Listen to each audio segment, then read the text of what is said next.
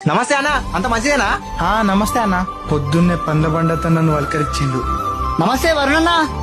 నమస్తే అన్న. ఇంటి పక్క ఆయన కూడా నన్ను ఈ రోజు పలకరించిండు. వచ్చేసారా? తినడానికి ఏం చేయమంటారు? మీ ఇష్టం, ఏదైనా చెయ్యి. మీకేం కావాలో చెప్పండి, అదే చేస్తాను.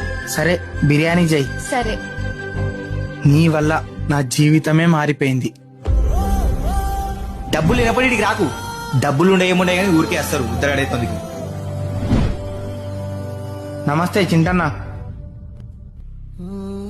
వీడు మందలిచ్చుడేమో గానీ ఈ రోజు నాకేం మంచి జరగదు. ఇక ఎన్ని రోజులైందో చికెన్ కూరతో తిని చికెన్ తినాలనిపిస్తుంది. చేస్తావా?